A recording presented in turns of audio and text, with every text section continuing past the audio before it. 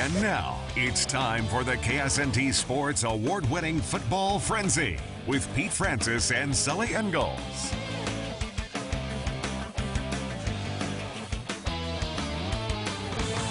Welcome to Football Frenzy. Pete Francis, Sully Ingalls. Doesn't get much better than this week's Game of the Week. Rivalry week, baby, and one of the best in the state, the War on 24. Silver Lake, Rossville. If this doesn't get your juices flowing, I don't know what will, Pete. All right, let's go to Rossville. The battle of the unbeatens in the War on 24 and an epic sunset in Rossville. We're bringing our eye in the sky to KSNT Sky Tracker. Got to bring it for the Game of the Week. Beautiful night in Rossville. Dogs barking early. Torrey Horrock keeps it himself, cuts outside, and finds the end zone to give Rossville the early lead. Silver Lake bounces right back in, and Reamer on the pass from Dagan Kruger. That makes it 7-6. Dogs respond. It's Horrock again for the score, 14-6 Rossville. Now it's the Eagles' turn. Kruger finds Nathaniel Boyden, breaks the tackle, and it's off to the races. 67 yards to pay dirt, and we're tied at 14. Later in the half, Dogs trailing 21-20. Woodrow Rezak on the attack. Great player, better name, all the way to the house. 26-21 Dogs at the half. We don't call him Second half, Horrock to the air, and it's Big Bo getting up and getting it. 40-21 at that point. Then it's Horrock with the exclamation point. 54 yards to the house. Rossville takes the Game of the Week. Sully Bark. 50-35 the final. This is the biggest game every time we play. I mean, of the year. There's nothing like it, man. It's just, I'm at a loss for words every time I step on the field to play these guys. They're a lot of fun to play. That's a really good football team we just played, and we'll hope to see them again here in the playoffs. We knew Silver Lake was a really good team, and we just knew we had the fire on all cylinders, and we really did that tonight. Me and myself, we had a lot of mistakes early, but I believe we came back and really kicked it in the second half. Got my bark back, Pete. Homecoming at Holton. Kid down in front. He likes pillows a lot. Football game is a big one. Rock Creek in town with the playoff implications. Opening drive. Cale Purcell is headed to the place of dwelling the option, and he gone. Good way to start it. It's 6-0 Big Blue. Sideline almost took me out on that run. They were pumped up. These kids, they love KSNT. They're pumped up too. Everybody does. Oh, come on. Who doesn't? Hold defense. They were huge. Pass by Rock Creek. A bobble. Kicks it. And that'll cost you. Reese Holiday with the pick. It's a vacation for him. He has a nice return, and that would set up a Holton score. They lead at 13-0.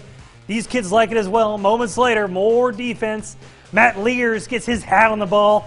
Causes a fumble. Cannon Karn picks it up, and Holton is in business. This is all in the first 10 minutes of the game. They take it down. Connor Tannehill and his beautiful mullet score. They're up big, and they win big. Steak, that's what for dinner. 34 points in the first half. They cruise to a 41-21 win at home. Huge district victory. Talk about a statement victory. All right, Hayden and Perry Lecompton squaring off in a huge playoff rematch in 3A. Not much scoring in the first half, but if you're looking for a souvenir, you got one. The punt goes into the stands. Free football. Great catch by a Perry Lecompton fan.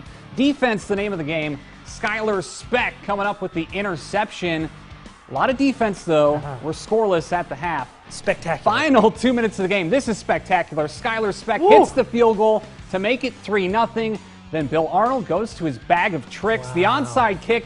Hayden recovers. Trickery. And the Cats finish it off with who else? Yeah, Desmond Purnell, always answering the bell, takes it to the house. Hayden gets revenge and deals Perry Lecompton its first loss, 10-0. I wouldn't be shocked if we saw them in the playoffs.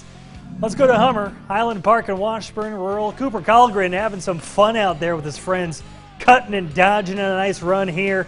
Picks up a nice chunk of change. Colgren, he's a sharer as well. This is buddy McKentis Adams' score, and Rural is out in front. Later, more Junior Blues.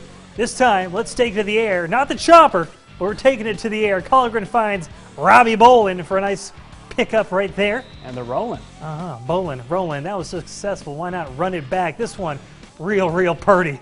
Bolin with a nice grab. A Moss-type catch right there. Another TD. Rural wins this one, 47-28. All right, Royal Valley taking on Hiawatha. Hiawatha scores first with a QB keeper. Alex Rockney runs it in. 7-0 Redhawks. Rockney then trying to make a play with his arm, but is picked off by Colby Carreno of Royal Valley.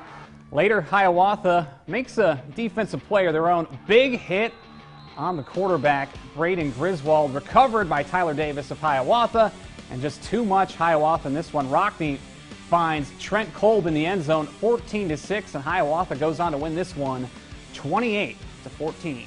Let's go around Kansas. Emporia falls to Junction City 62-15. Manhattan handles business against Topeka West 49-0. Riley County handles Concordia 44-23. And Chapman tops Council Grove 37-6. Osage City all over Eureka 42-7. Santa Fe Trail falls to Baldwin 23-20. Opie rocks Northern Heights 61-zip. Valley Heights 56 to Jackson Heights 14.